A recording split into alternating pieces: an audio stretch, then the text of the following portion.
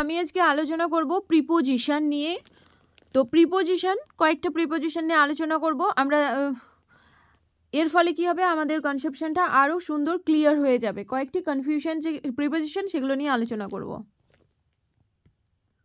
প্রথম preposition in R into.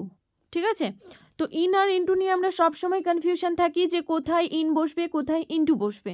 ঠিক আছে, কিন্তু আমরা অনেক সময় আমাদের গুলিয়ে যায় এই জিনিসটা যে ইন বসাবো না ইনটু বসাবো। ইন মানেও মধ্যে আর ইনটু মানেও মধ্যে কিন্তু, ঠিক আছে,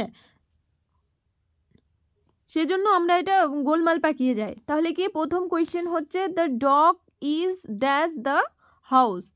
তাহলে কি কুকুরটি বাড়ির মধ্যে আছে। হ্যাঁ, মানেটা হবে এরকম, কুকুরটি বাড়ির মধ্যে আছে। তাহলে আমাদের এখন চিন্তার বিষয় যে আমরা ইন বসাবো না ইনটু বসাবো। আমরা ইন বসাবো না ইনটু বসাবো। ঠিক আছে, তো এখানে কি হবে, ইন হবে না ইনটু হবে? এখানে আনসারটা হবে ইন। কেন ইন হবে? যে the dog is dash the house, already হাউসের মধ্যে আছে, সে তো বসে আছে। ঠিক আছে, যখন কোনো বস্তু অলরেডি থাকবে, হ্যাঁ, যে অলরেডি আছে বাড়ির মধ্যে, সে তখন হবে ইন। যখন যে কোনো জায়গার মধ্যে যখন অলরেডি আছে, ঠিক আছে, তখন হবে ইন। ঠিক আছে, next question, the dog jumped dash the river. কি হবে এখানে, ইন হবে না ইনটু হবে? তাহলে কি the dog jumped dash the river, কুকুরটা কিন্তু রিভারের মধ্যে নেই।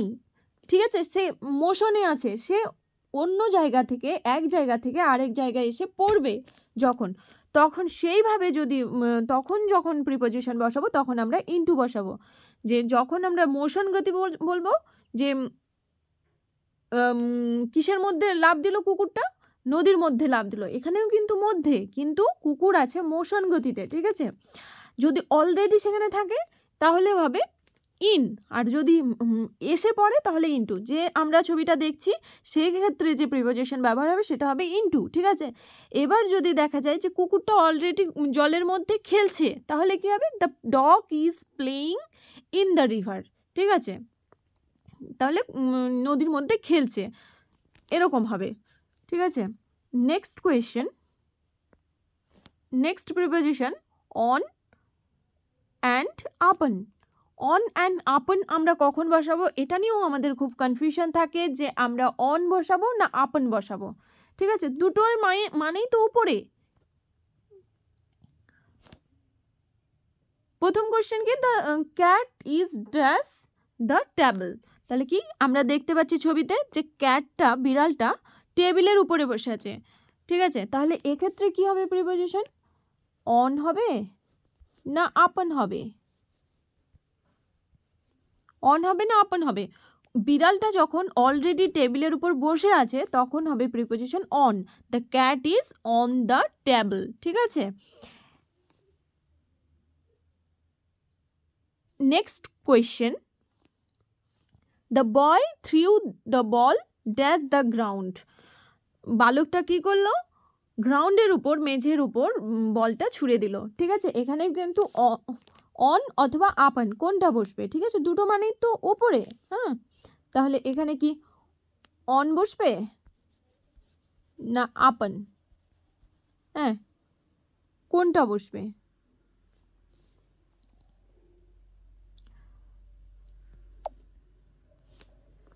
তাহলে এখানে অন অথবা আপন।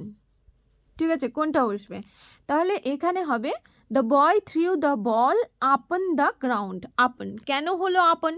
কেন কি বলটা অলরেডি মেঝের মধ্যে ছিল না, সে অন্য জায়গা থেকে এসে ওই মেঝের মধ্যে পড়ছে, সেজন্য এখানে প্রিপোজিশনটা হবে আপন। ঠিক আছে, যখন অলরেডি কোনো একটা জিনিস কোনো একটা সারফেসের উপরে থাকবে পড়ে, তখন যখন অলরেডি আগে থেকে আছে তখন বলবো আমরা অন। ঠিক আছে, এবং ছিল না, কোনো সারফেসের উপর ছিল না, অন্য সারফেসের উপর ছিল এবং এসে এই সারফেসে পড়লো যখন, তখন প্রিপোজিশনটা হবে আপন। ঠিক আছে, next preposition between and among. আমরা বিটুইন মানেও মধ্যে আবার অ্যামাং মানেও মধ্যে, ঠিক আছে। তো আমরা কখন বিটুইন বসাবো এবং কখন অ্যামাং বসাবো এটা নিয়ে আমাদের কনফিউশন লেগেই থাকে, ঠিক আছে। তো দেখে নিই কোয়েশ্চেনগুলো। She distributed the chocolates dash two boys.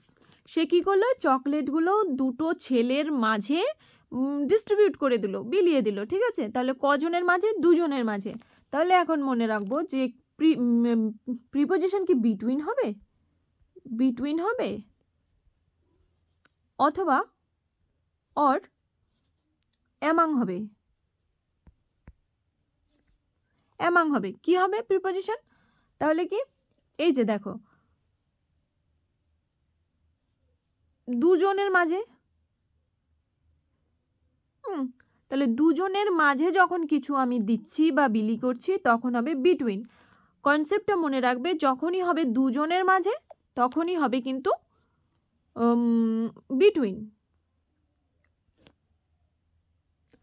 এবার আছে দ্য চকলেটস আর ডিস্ট্রিবিউটেড ড্যাশ 3 চিলড্রেন, ঠিক আছে। তাহলে কি বিটুইন, বিটুইন 3 চিলড্রেন, না হচ্ছে অ্যামাং 3 চিলড্রেন, অ্যামাং 3 চিলড্রেন কোনটা হবে? তাহলে এখানে হবে অ্যামাং 3 চিলড্রেন। যখনই 2-এর বেশি জন থাকবে তখনই হয়ে যাবে অ্যামাং, ঠিক আছে। এবার দুজনের মাঝে মাঝে যদি কিছু হয় তাহলে হবে বিটুইন, ঠিক আছে। তো এই ছিল প্রিপোজিশনের কনসেপ্ট। এরকম প্রিপোজিশনের আরও নতুন নতুন কনসেপ্ট পেতে আমাদের চ্যানেলটিকে সাবস্ক্রাইব করো এবং নতুন নতুন জিনিসগুলো, গ্রামারের নতুন নতুন বিষয়গুলো জানতে থাকো। Thank you.